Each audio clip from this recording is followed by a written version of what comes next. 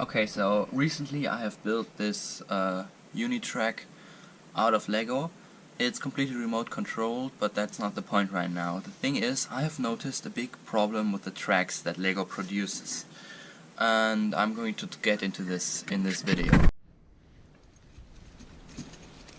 Okay, so here we have a piece of track. Now, what do we see? We have these holes and pins. They form this sort of ratchety thingy, which these wheels, on which you run the chain, grip into. And if you have a wheel that's powered, it'll turn the chain because the chain is locked onto the wheel and it cannot slip through. Now, one big problem I've noticed, when you only use these wheels, these right here, the ride becomes extremely clunky. I mean, it's rattling a lot. That's why I wouldn't recommend just using these wheels. In my case of my Unitrack, I only use one of these wheels on the complete track on each side, and all the other wheels are just the big 3 stud diameter parts that you've seen at the beginning.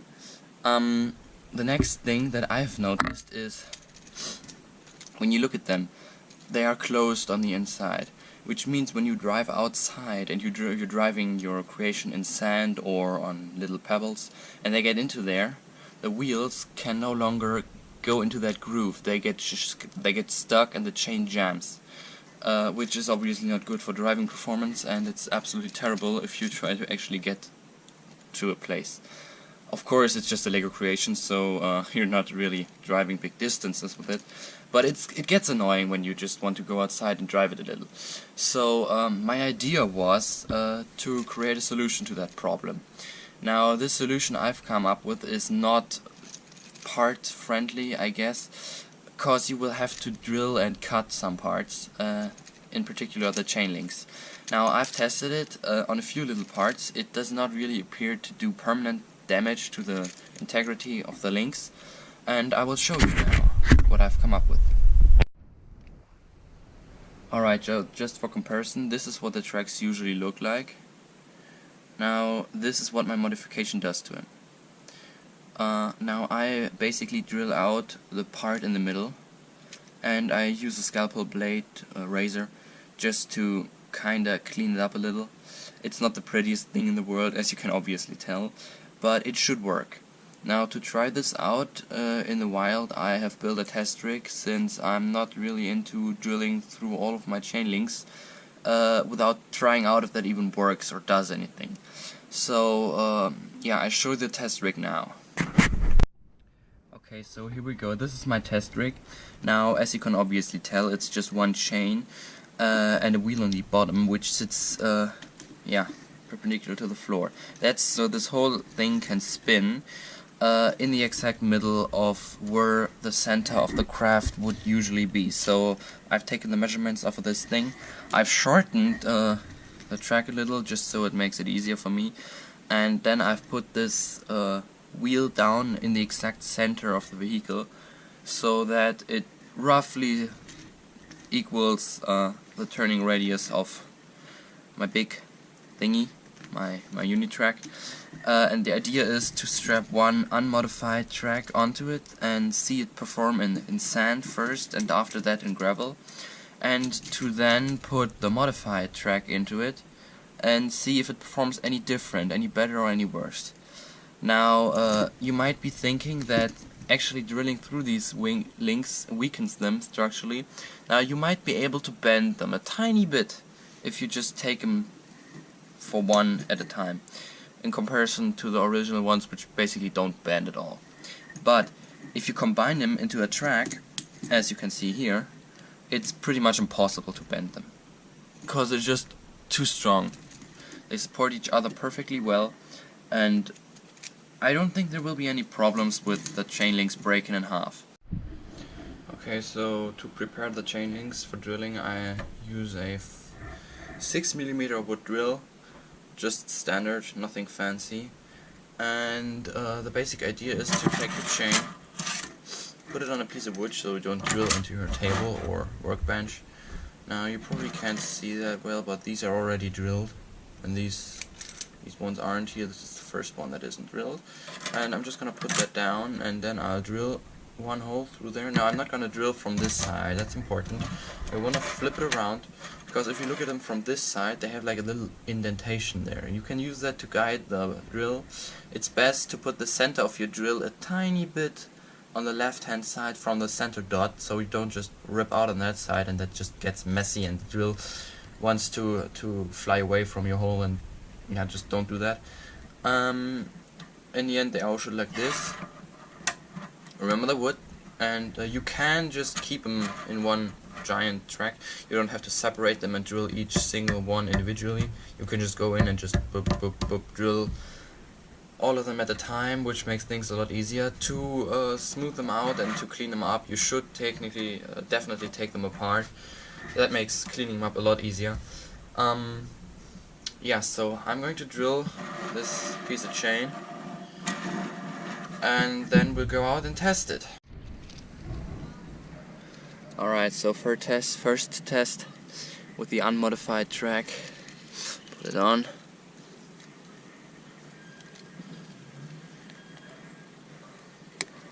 Like that. Turn on the battery and we'll see what happens. Yeah, you see? Breaks apart because dirt gets in between the wheel and the chain links and just rips it apart. Let's see if the modified track is any better. Okay, so here's the modified track. All the holes. Now I put it on.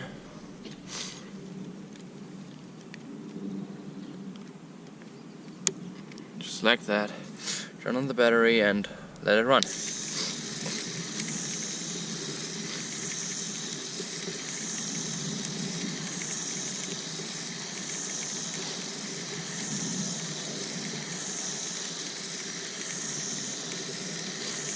Now let's see what happens if I push a little bit of sand into its path. It just goes right through. I can even push it into the side of the track and it just comes out of the end. Like, I'm just take a little. Now watch the track go. I just put it into there. You see it jumps a little, but overall the sand just gets pushed out at the end. If I were to do this with the original track, that would happen instantly. Now this only happened because a little leaf got caught in there, but if that was only sand, that would work wonderfully. So it works with that, with sand. Works in both directions, as you can clearly tell. There's no problem in this track. Alright, first off, again, unmodified track. I'll put it on and we'll see how it goes.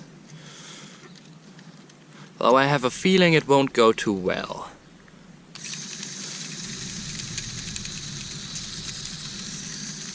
Well, the traction is kind of terrible here. You know what, let's just do a simple test. Just put a little rock, yeah. It instantly breaks. It didn't even take the rock all the way, it just broke. Must have been something else caught in there. Alright, so next off we have the modified track, as you can see. Has all the holes. I'm putting it on and we'll see how it goes. Now I'm having high hopes for this thing to actually work, even if I drop some little pebbles in it. But we'll see. Again, traction is not the greatest on this sort of material, but it works its way in circles. Let's see what happens if I drop a little rock in it. Yeah, it just drops out. Just blip, blip. They just, you can actually see them fall out at the end. Blip, blip. And I'm putting them into the middle, like right between the links. So now let's see what happens if I take a bigger one that won't drop out. Well, it didn't actually go around. Surprising. Now the smaller ones just fall out, as you can see. Let's see about this thing. That should be big enough that it stays in there. It does not even make its way upward, so yeah, it does not look like I'm capable of actually breaking the chain links. Yeah, now we made it. But as you can see, it actually took quite a big pebble to break the links. All the other ones, like stuff of this size, in comparison to the old track, that just gets in there and blocks it completely. Alright, so let's say we compare the two side by side. I have this little rock right here. If that gets dropped into one of these parts, it just blocks it. Like, there is no way. If you look at it from the side, it gets even obvious. Even more obvious. Like, you cannot put the wheel into there. Now if I take this chain and it gets dropped into there, it just falls right through the hole. Like, there's nothing that's blocking the wheel from gripping. And that's exactly what I was going for. So I guess I can safely assume that drilling these things out actually improves the track a lot if you want to drive outdoors, obviously. If you only drive your creations indoors, there's no need to cut your Legos like that. But if you want to drive outdoors, let's say in the forest where there's a little bit of dirt and some twigs and really small leaves, it should really help to have these holes in there. If you actually look at normal excavators which have these rubber tracks in the middle, they don't have holes but little cross sections. So if they're cut, there's little cross cut section in there. So if a pebble gets pushed from the wheel, it just plops out of the rubber and there's no way it can block. So I kind of imitated that with these holes.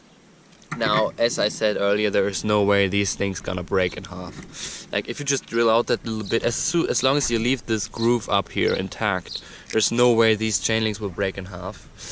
And yeah, I guess the solution to the problem is drilling holes into them. Okay, so I'm back home.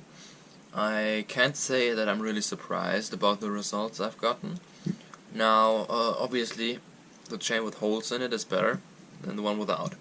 We've established that much. Now, I do not know if I'm sure that I want to drill through all of these chain links I have.